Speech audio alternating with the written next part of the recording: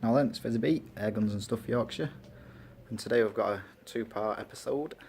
First part is going to be a review and a look at the Stoeger A-tac S2, my first ever rifle, and I'm going to be doing a little bit of range testing and field testing with it, just to show you guys what it can do, what it's capable of, and help you make a decision on whether it's worth the money or not. Okay, let's get cracking. Okay, so here she is, the Stoeger A-tac S2. It's a tactical looking rifle. It's got a solid polymer stock on it, plastic or whatever you want to call it. It's got a Picatinny rail on the top there for a scope or sights. Doesn't come with iron sights on it. The scope is included in the package, and the scope itself, let me get some focus. Stupid camera.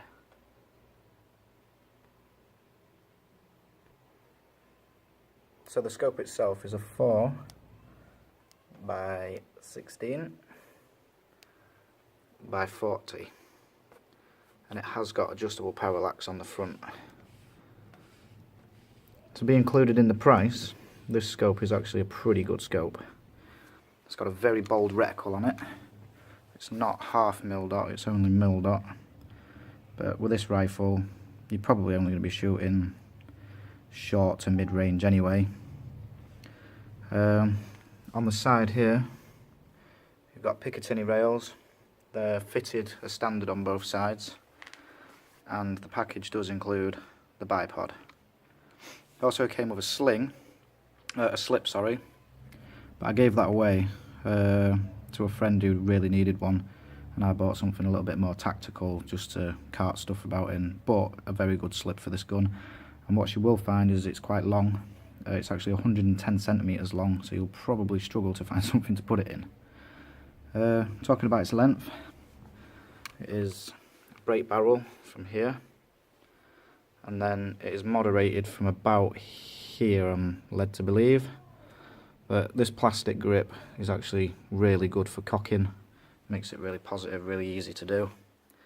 The gun itself isn't a Springer, it's a gas ram, if you know what a gas ram is.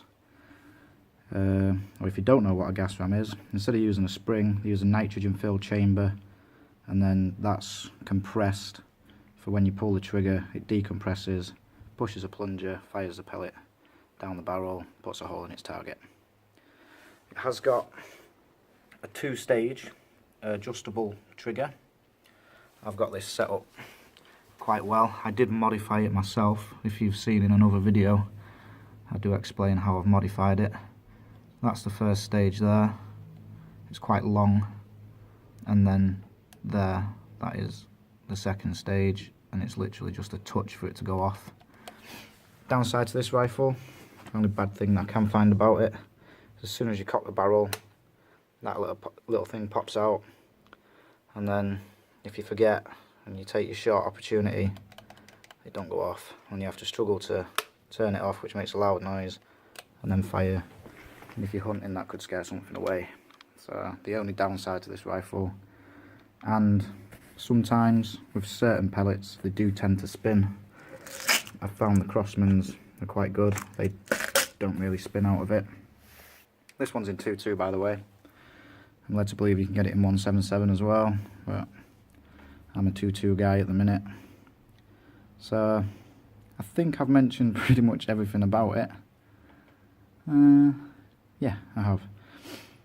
So what we'll do, another thing that I haven't mentioned, has got an adjustable butt pad. You can take that centre out, and then that one will move in and get you a little bit closer to the scope. Something that I probably need to do, because my cheek is resting a little bit too far back on it, and I seem to be pulling the rifle up, but I'm not too bothered really. Yeah, that's it. So we'll take it down to the yard, we'll do some range testing, some pellet consistency, and we'll shoot some groups with it. Yeah, I shot it in a while, over a long range. I've just been shooting it in the back garden at 10 yards, and it seems to be holding its zero quite well, and it's pellet on pellet basically. But ever since I've had my other rifle, I haven't had it out as much, and I haven't christened it yet. So I think I need to take it out to the yard or up to the field and maybe try some rabbits. Alright, so off to the yard. Right, so here we are down at the yard. I've got her zeroed in. She was already zeroed. I fired 10 shots and I'm happy with the 0 so far. It might be just up and left the tiniest bit. It's not worth taking it out. I haven't brought much with me today because I'm going hunting straight after here. Taking the brocock out. Might even get the Stoeger out depending on how this goes. I'm going to fire 10 shots at this. I'm going to speed the whole process up because no one likes to sit around waiting for a spring rifle to be loaded. It's really boring. I'm going to set it out at 30 yards, which is there, just a piece of wood. I'll put my phone out and record the whole thing, and then go over the results. Fire in the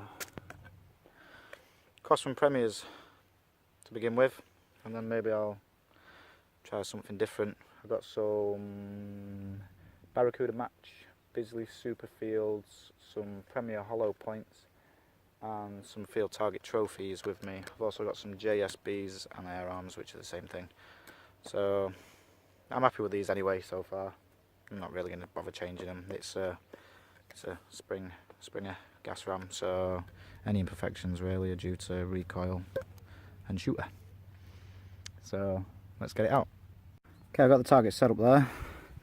I just put the stick in a bit of bamboo there to lift it up a little bit so it hits the backdrop. I've got a secondary backdrop back there, so not really that bothered. Just out of interest, if you haven't seen these before, these targets are by Great Fun. That's GR8 Fun, and you can get these at www.gr8fun.net. The 0-in targets.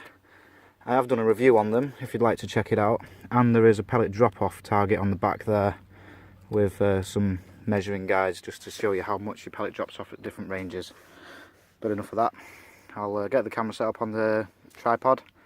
I'll take 10 shots at it. I'll do it at this one. I'll aim for the centre target, and then we'll see how many I can get in there. Okay.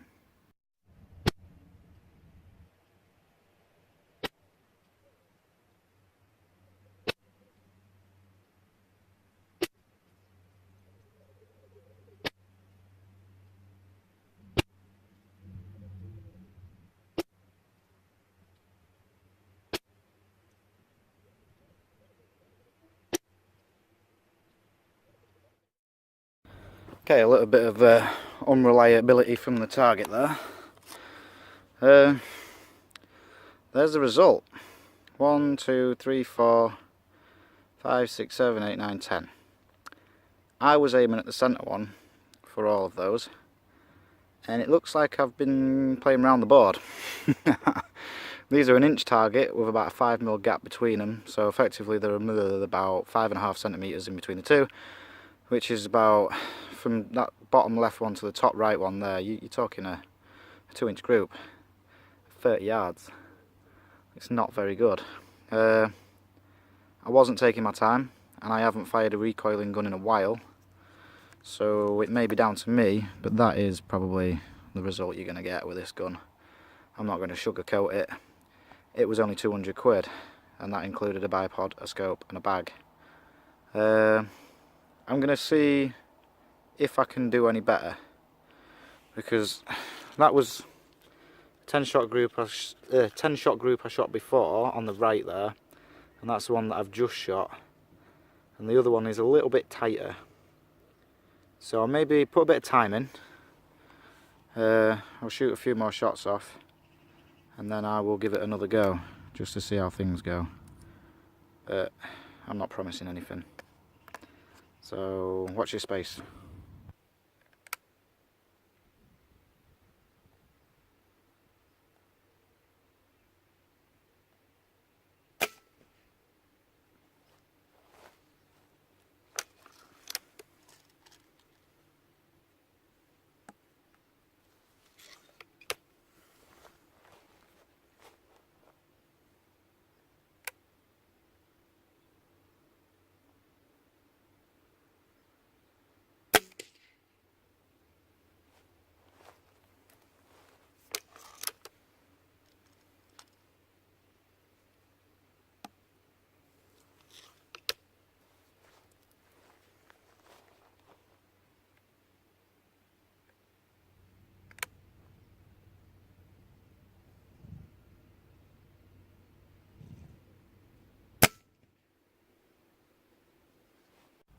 Okay, I've just decided to change my shooting position with it being a recoiling gun. I don't think using the bipod from the prone position off this bit of wood is the best thing for it. So I changed my position to the sitting position, shooting off my knee, and I think the groups have tightened up a little bit. So we'll go down range and we'll have a look. Right, let's have a look. So, already much better grouping, but not really amazing. Let me get some focus on this. Can't hold it with two hands. There we go. So if you take the measurements, 1/2 inch to 2 inch, so that's 1.5 inches. Yeah, so maximum 2 inch. Well, probably still as bad as the other one then. Yeah, I think this is the best this gun's going to get. I'll put some field target trophies down range and we'll have a look at the results of that. Okay, that's another 20 shots there, I think, with the H&M field targets. 1, 2, 3, 4, 5, 6, 7, 8, 9, 10 flyers and 10 in a group. So you've got a 50-50 chance of hitting your target. Right, I'm going to put another fresh one out and I'm going to fire some Bisley Super Fields downrange at it. Got a nice collection of cards here that all look like they've been hit with a shotgun. Okay, let's do this. Okay, these are the final scorecards for the Stoeger range testing, pellet testing. Pretty sure, because I didn't label them as I was going along, that they're all the H&N field target trophies. Not the best grouping. I think they're the Bisley Super Fields. Not the best. I think they're also Bisley Super Fields. Not good. I think they're Crossman. Also not good. And that there is the Air Arms Diablo Fields. That's 12 shots that. We got, let's count. 1, 2, 3, 4, 5, 6, 7, 8, 9, 10, and 2 skims at the bottom there. So that's 12 shots there. 2 relatively good groups there. I don't know whether those were me or bad pellets. The pellet did try coming in through the back that ricocheted. It's very bizarre. Best pellet so far, but best pellets always run out. So there's another dead soldier. Make a good target. So my overall review of this gun is basically you're going to get groups like this at 30 yards, whereas my PCP rifle, my Brocock, will get a group like this at about 75 yards. For the money, you know, compared to my Brocock, which cost 600 quid, plus the scope and everything else, and bipod and all that, so you're talking 700 quid before you've got this. This was only £200. So it's 3.5 of these, but it's 3.5 times more accurate, 3.5 times more quiet, and 3.5 times more reliable, really. I'm not going to take this gun hunting because 7 out of 12 shots on target isn't what I want. I want 9 out of 10 or 10 out of 10 on target. But she's a nice little plinking gun, you know. It's quiet enough, it's heavy, so if you're standing shooting, kneeling or sitting, you know, it is quite easy to keep the crosshair on the target.